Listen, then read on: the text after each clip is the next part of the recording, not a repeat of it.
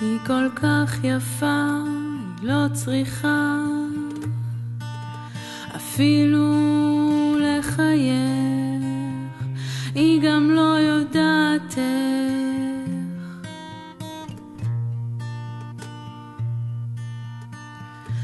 כל מי שרואה אותה רוצה אותה ולא מפסיק לחשוב עליה ולחלום בלילה וביום.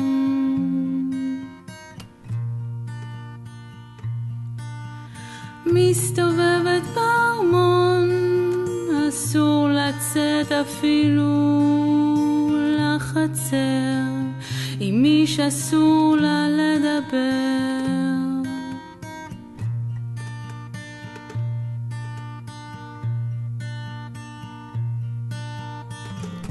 בלילות חולמת, רוקמת מסעות, הרים, אוקיינוס ושדות.